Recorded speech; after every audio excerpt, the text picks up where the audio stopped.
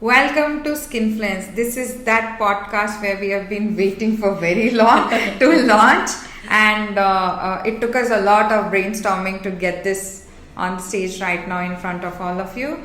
So, myself, Dr. Marjorie, and I'm here to talk about all the happening things in skin and updates and all the aesthetic procedures that you can do.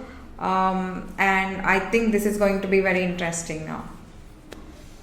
Oh, finally, the podcast is here. Yeah. Hi, Madhuri. I need to introduce myself to others. I'm Dr. Aparna Krishnappa. I'm a consultant dermatologist. Yes, let's begin the show today. Yeah. So today we thought to come up with something very commonly experiencing topic and the concern, that is, I think, melasma. Yeah. For Indian skin, it's quite common. In like introducing about melasma and how it is going to influence, how it's going to bother, the impact on it on a person, and also how is it different from other countries skin, and how it is different in Indian skin. So what is your opinion on how melasma actually acts? Like, how does it come?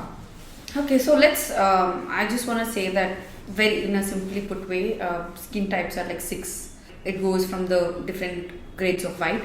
But we belong from somewhere from skin type 4 to 6, and where we have a lot of pigmentation cells. Melasma is something we see it in every skin type, but more prominently now we are witnessing a lot of melasma cases.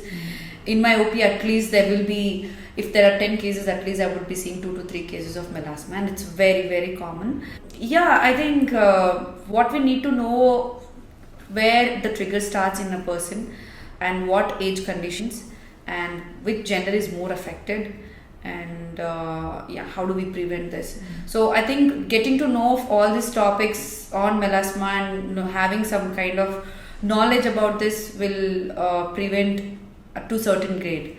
And definitely approaching a dermatologist or a skincare expert for this kind of advices is a very lot better and safer, is what I feel, than going and researching something you do I saw this thing and on the social media, let's try it. So yeah, I got that point. What you're trying to say, she's talking about all the self DIYs. Yes. Okay, the influencers, the skin influencers. Nothing against them personally, but melasma is a condition, and it's a clinical condition where there is a hyperpigmentation. That is, it's going to get darker than the normal color of the skin. So not everybody will be able to assess that fast, right?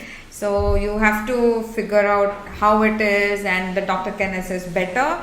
And not everything is going to work, and not every treatment is going to work for every kind of person with melasma also. The most common I think confusion that everybody has is melasma is a pigment. There are other pigments also. How is it like different from the other pigments? What's the basic difference between melasma and any other a strong hyperpigmentation? Like, how would you say it in a normal person? How can they understand that? Yeah, that's a good question. So a person comes and says that he or she has been having this pigmentation issues, and the major hint what we get is the site, where exactly is the pigmentation, and where the patient started noticing when and where.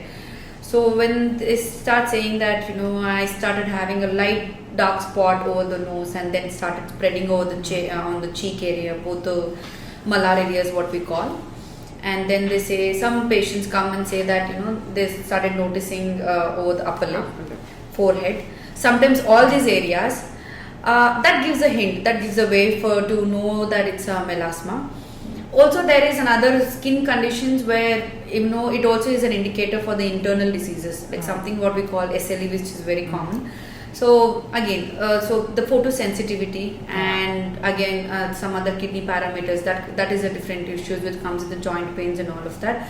So that's another hint to go about for the pigmentation. So that's completely different. When patient comes and says it's purely only pigmentation, I do not have any other issues or anything. But another thing is that if it's a woman, normally it's very common during pregnancy.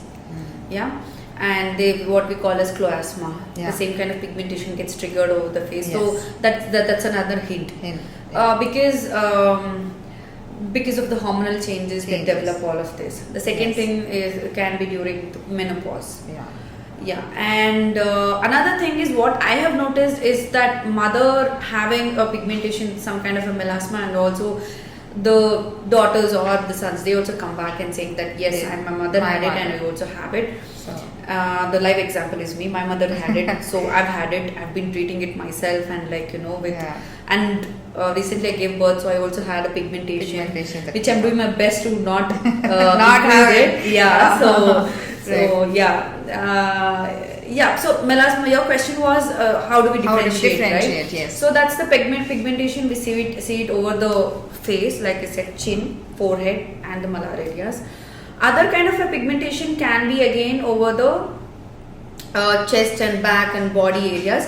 So that can be because of if there is any kind of skin, like example fungal infection or eczemas, they always heal with the spots. Yeah, Correct. true. So that is another. That's how the post-inflammatory Post-inflammatory, hyperpigmentation is yes. what we call, and that can also appear over the face.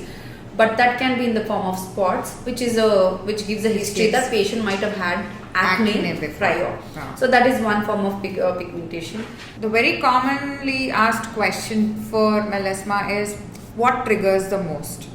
I think if we jot it down broadly, we can classify them into stress, number one, and also photo damage, that is your sun exposure, and genetics, like you said, like what causes it, sisters, mothers having, and then fathers. So I think it comes to even genetics. And what are the additional things that you can add on to this cause? So if it's a woman, like a young female who is between 25 to 40 or something, they come and say that okay, I've been having these pigmentation issues. So the first question I would ask is that did you ever have first, the family history is what I rule out, and the second thing is the thyroid. So thyroid is just nothing but it's just another hormone which gets secreted in the same area in the brain, right? So whenever there is some kind of a thyroid issues, the pigmentation also, the pigmentation cells are also kind of disturbed and all of that, and then that's when I suspect if there is any hypothyroid. This is what I've seen. Second, anemia.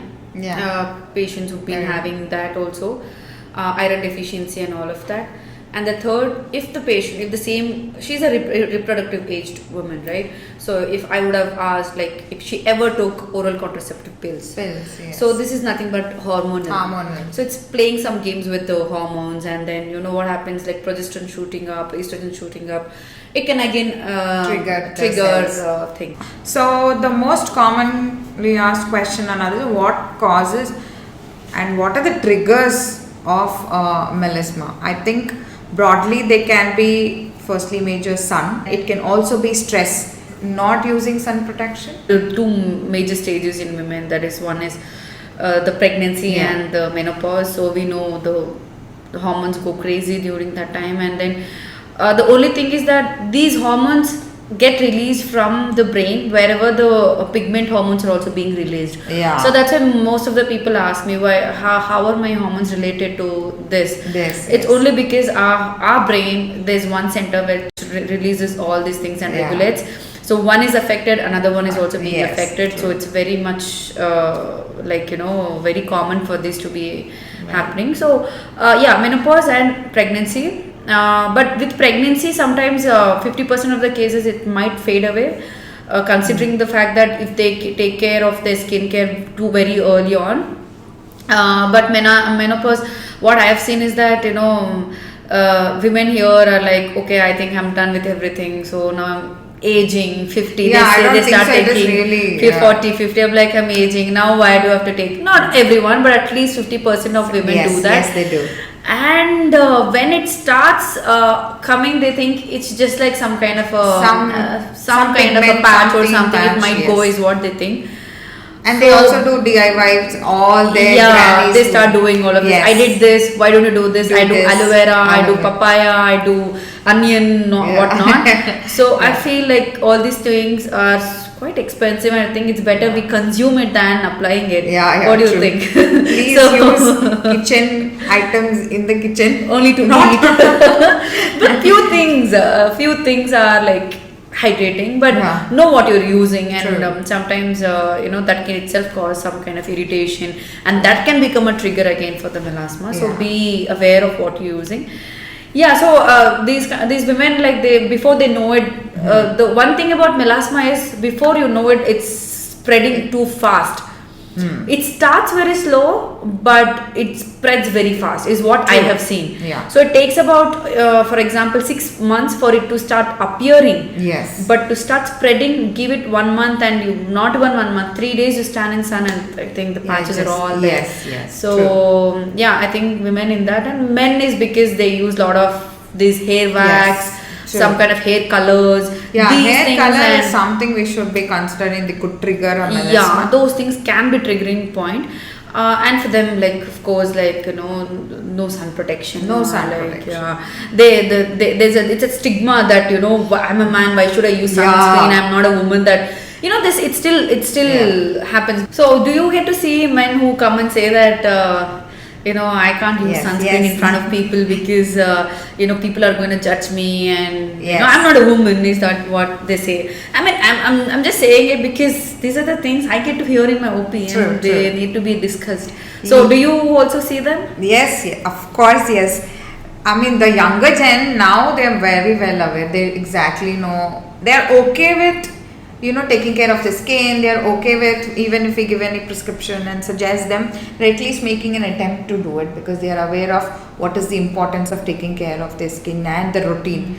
But the older the age gets, the more resistant they are towards our instructions and also the prescriptions, because firstly they feel it's a stigma, and it's like, no, my friends don't use, my circle doesn't use, and not everybody is okay with that. So it gives us that it's not like we have to repeatedly you have to use. It gives us that point where we have to force them to use. That happens, and yes, they are resistant, and they tell us right at that point, saying that, no, I don't think so. I can use so many, doctor. Please just give me one thing. One thing where it is all in one.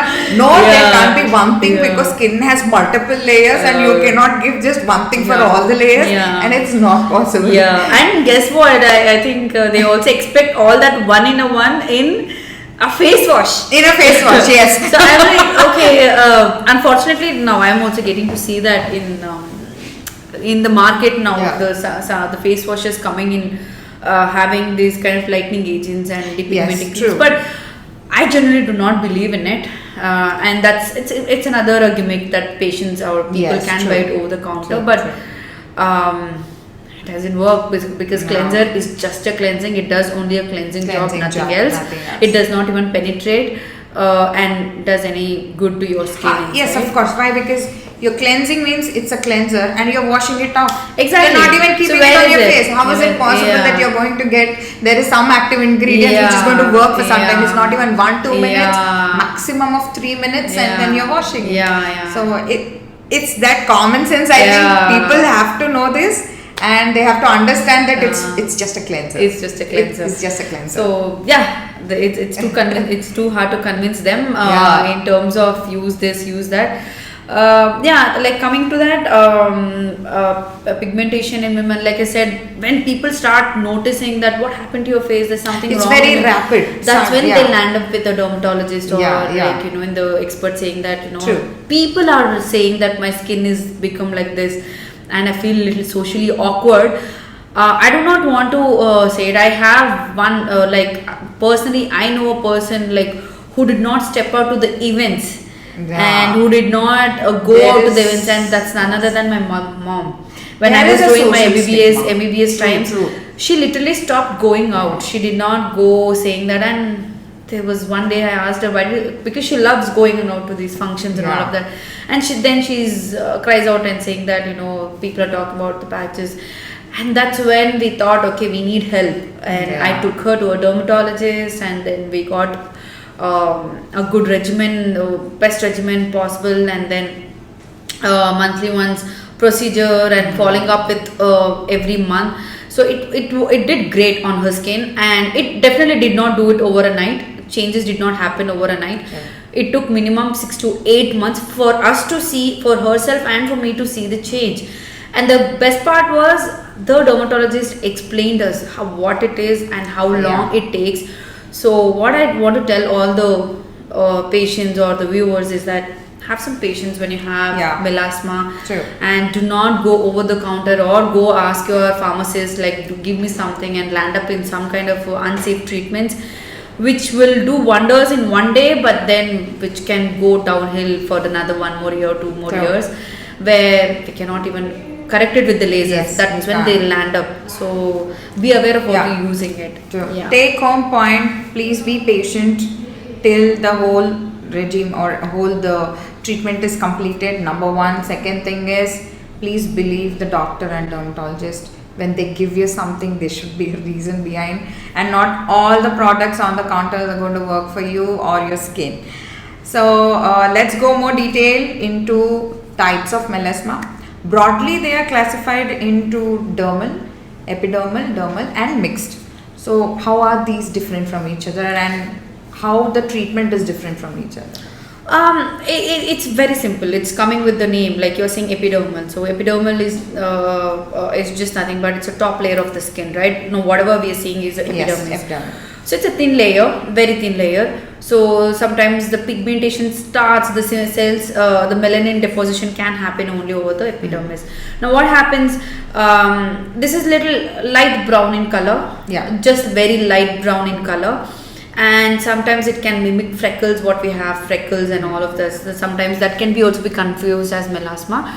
But especially when they are very small spots. Yeah, the small spots. I'll come to that. So the first part, like what we see, epidermal is like it's a light brown patches, very light brown patches just on the top. And then when we know it, and the time duration would be very less, how much time they would have developed in. And then we give a regimen, like the skin treatments, not treatments, the creams, what we topicals I suggest, and they can use it, and within no time, probably in 6 to 8 weeks, they start noticing some good changes that it's fading away. So that's a good timing for it to respond. Now coming to the dermal type, the pigmentation comes in the form of little darker. It's deeper layer. It's deeper layers, and it's little stubborn for the treatments of the prescription based. Okay, but the prescription based can be done for the maintenance on daily regimen. At the same time, they would require chemical peels or the lasers or in some kind of these treatments, monthly ones, which helps them treat better, respond better and little faster, because sometimes dermal melasma takes very long time, like around 2 years or 1 year. So to augment the process, we ask the patient to come monthly once, get something done, like whatever is suitable. Now coming to the procedures, I would not say this is for it's not standard. Go for chemical peel and then laser, nothing like that. We go with what patient's needs are, like how affordable they are, how they respond, and how often they can come to me for the treatments. There are multiple factors we keep in mind before we ask them for any treatments in the clinic. So it's just not that I have this, so I want to do this and I want to do this. No, what's best for the patient and how convenient is for the patient, we try to adjust according to them. And so dermal melasma, like I said, it takes a bit time, and it's a bit resistant for the creams. And not resistant, takes extra time, that's it. Now coming to the mixed, it's like both epidermal and dermal. It can be there on top, on bottom, and it takes its own free time to take away and to respond to the treatment. So it basically consumes patience. Yes, it does. So so I think your doctor will know what type of pigmentation the patient is having, and accordingly they'll prescribe and they'll tell you what treatments are best in their care, and then follow up. So like I said, when I say the prescription based, the maintenance is always important. Whenever they come to us for any kind of treatments, some patients they come and they're like, I'm coming for chemical peel. Why do I have to use these creams at night? So monthly ones is much better than using daily creams. Yeah. So and they stop using the daily creams The and daily they expect creams, wonders happening only Only with just overnight one. in clinic treatments. So I normally explain all my patients, as much as my 50%, if my prescription does job for 50%, my clinic treatments will do job for 50%. So it Yes. should be combined together. So you don't put in an effort everyday basis, then Then you I don't think get my to see. clinic treatments will be of not that great help. So yeah, so these are the types of melasma I was just talking about: superficial, deep, Yeah. and this thing. When I say deep, sometimes it can be. There are something called the lentigines or freckles, which are more prominent in the type 3, type 4, where little white to grey White kind of a skin skin. type. So they will have this kind of pigmentation, but sometimes they come and say that it's melasma, but we will know it better because it's deep-seated Deep-seated. pigmentation, and that is hereditary again. Yes. It comes in the families, and sunlight is again a trigger. So yeah, so these are the type of, and the treatments will go by the types. So now let's just go into bursting the myths. Oh, I love this. Of Busting melasma. myths. Right. Number one, when we searched for the myth of melasma is melasma contagious? Okay, even before we start this, I would say no. It is not contagious, it's not going to spread, but she will explain it, please. Definitely not. We know that it's just not. If you know the mechanism, what is melasma? Yeah. It's just nothing but there are melanocytes which are there in the skin, and that's the one which produces melanin. So sometimes these melanocytes act little too triggered, so they Yeah. keep producing spots of melanin, their coat deposit on the skin, and that is something which is there inside your own skin. Okay, so And individual. somebody touching that patches, somebody touching there Yeah. and touching other part of the area. No, definitely not, because These are not organisms like bacteria, fungal, where Definitely it's going not. to spread. Yes, So yes. it is just your own body cells which is Yeah. going to deposit melanin in certain area and it doesn't spread. Yes, Right? yes. Okay. The second one is melasma a permanent condition? No, definitely not. Giving the fact that it's a maintenance which is permanent. Okay, Right. but I would not say that I'm gonna give these creams. Just use it for 6 weeks. Your pigmentation will disappear. You will never have to That's see not it again. possible. No, not That's possible. not possible. Like I said, the mechanism. Yeah. Now, what is the trigger? Sunlight. Sunlight. And we can never ever go away Block from the sunlight, and we sunlight, cannot yes. just wear some blanket and sit in one room and try Forever. to avoid it. So we exist in this world and exist in this environment, and but we know what exactly we can do. We can still step out, but still with a lot of precautions and everything. So you can just use your night regimen, the skin treat, the depigmenting treatments or the creams which are being given. You can use it legit very regularly, and like moisturizing, cleansing, and all of that. Definitely, if you take that extra care, your pigmentation, your melasma is at bay. You can just keep it at bay. You do not have to worry so much. But there is something like you don't care about I'm traveling, so I'm just gonna be carefree for this week. I'll give it you come back and your melasma is back, and like I said, the mechanism is in your own skin. Yeah. So I wish I could remove the mechanism was somewhere else, but this is in your own skin. So it's all happening there. So I won't be able to It's in stop your you hands. that if at all you don't use my Yeah. treatments. So that's it. So maintenance is something I would say that's permanent. Okay, Right. but like I said, The condition is not permanent. it's not permanent. Okay. The third myth is only women get melasma. Is that true? No, I've It's seen. not. Yes. Even I've good seen a number lot of men having men melasma. having melasma. Yeah, that's only because like I just previously I told you what are the causes Yes. in women, but for men, like I said, most of them will be on the bikes, do not yes. wear any kind of sun protection. They're Yeah, working and in occupationally they are more into the dust and environment. Even indoors, they're constantly exposed to the phones Yes. and laptops. Yes, true. Like I said previously, sunlight is not the only culprit. We have Now other we have radiations coming gadgets. on every time. Yeah. So we need to be protected indoors as well. So outdoors, yes, of course, it's Yes. UV light. Indoors is infrared and blue light. So There is a chance that melasma so might just- yeah, so the men are equally they're Equally exposed to all prone. of this, so the pigmentation can start in them. And most of them, I see that they go to a salon and get some salon treatments, And they expect like melasma to massage disappear. and the scrubs. They do a lot of scrubbing and something because they want this kind of facial or scrubbing, monthly once or whenever they go for haircut. I've seen at least few men I know, they go for haircut. I'm like, might as well get some facial done on my face and like do something. So what happens? The person starts doing this because of the friction, right? And that kind of a pressure. Definitely, there is a trigger for the pigment cells to produce more melanin in that area because of the friction. So yeah, they're bound to have excess exfoliation that happens. Yeah, for sure. So yeah, I think they're equally there to get melasma. The causes can be different, but yes, men also they do get melasma. Another myth is, can regular exfoliation lighten the melasmal patches? Of course, yes. I say that because sometimes what happens, there is pigmentation happening and this melanocytes continuously providing more melanin to the top layer of the skin. So what does this exfoliation actually does is it helps in removing the top layer of the skin.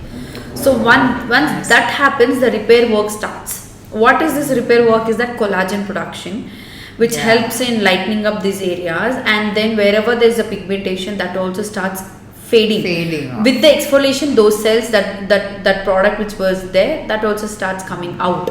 So those dead cells with the pigmentation comes out. So it starts looking a lot lighter. Yeah, but I would not say regular, like everyday exfoliation is not something I would recommend. At least in my experience, minimum of every 2 weeks or max for monthly exfoliation is good. Too much is too bad. Again, again that can cause different problems. Yeah, that can cause melasma. Exactly. There's a chance. Exactly. Right. So I get to ask not just patients, like when some of the doctors do use some oral medications to get rid of melasma, especially I think oral tranexamic acid is what we use to get rid. I don't know how much of it is going to help, but when we put the patients on these oral medications, they suddenly have a question mark. This is a cream. Can cream only correct? Why should I be taking the tablet? So how would you want to just bridge that? Like, how will that help? And is there any explanation for this? Yeah, of course, but I think the first time the patient comes and so again it's a grade of melasma. So it's now the patient comes and says, I've tried all the medications, like all the creams, all the lasers, and I've used these many sittings and all of that, and these many years I've had it, but still I do not see any kind of response. That's when I try to introduce the oral medications, just not at the first go, because I start very gently, like let's see, because there are a lot of patients who will definitely respond to the topicals better. So once they are okay, then we'll try to keep it at them. They're not happy, coming back after 3 months, they're saying it's still stubborn. So I reserve these kind of oral medications only when it's required. But considering the fact that it's not that it's not safe, it's definitely safe what we're giving, and there are no kind of side effects or anything. If not required, why? If not, exactly. We know exactly why do you might respond. Like I said, superficial. You come to me with the superficial light patch melasma, just 1 or 2. I think the creams are good. Would be good. I see a deep-seated melasma right all over the face, over the forehead, and the patient has it over the upper lips and over the chin. So I would definitely give it like with the low dose. Oral medications, when we say that, even you take a lot of patients take D3 vitamin D tablets, and when they get paracetamol, when they get fever, they take paracetamol. Don't you consider the side effects of paracetamol intake? So what's more important for you to reduce the fever? It's symptom. So you just want to take paracetamol. It's the same way. You want to reduce the pigmentation. foundation, there is a tablet which does not cause any kind of side effects. But like I said, now paracetamol has its own kind of like or side effects or whatever. But we try to weigh the benefits more than the risk, right? So it's the same with the medications. You are saying that you're not happy with any kind of thing, so I would consider giving oral medications. Then I try to introduce, and the counseling is very much important, and they're very free will to go if they don't want to use it and still want to be patient only with using. I leave it out with my patient. You're not comfortable, all right, we'll just try to do this, but when it's time, let's just talk about it. That's when I keep it for them. So I want to ask you this. These skin influencers all over the media, Facebook, Instagram, whatnot, YouTube, and they suggest a lot of creams on the media, and then do you encounter the bad effect of with your patients ever? And they told you that someone told me on the YouTube or Instagram, so I've used it and then it happened. Every day, every single day, there's at least one patient who comes and says that I've used this, they just open the phone and they show that she's an influencer and she's got a products, or she's been using the product, and then I also bought it and used it, but you know what, I developed this kind of a thing. But what I want to bust the myth here is her skin type is different, and she or he are making that kind of their and they're collabing the product. Exactly. It's a work. They're trying to show that they're working for the product. For the company. Yes. So what you need to know as a viewer is, you just get information, what is this, and try to ask your dermatologist or your skincare expert, is this safe? This is what I came across. So always have expert opinion before you buy them. I'm not saying do not get influenced by them, because there's some, even if we don't we are going to watch them and we are going to still take, and there's something called intriguing. Everybody's interested in new things, right? Oh, let's see it. Okay, she had melasma, she used it, it's gone, so let me also. And I think everybody loves doing that, it's something we like doing it. So what I'm saying is, it's okay that you want to see the product, but before using it, before buying it, take an expert opinion. Is this good? Because your skin type is different, your skin issues are different.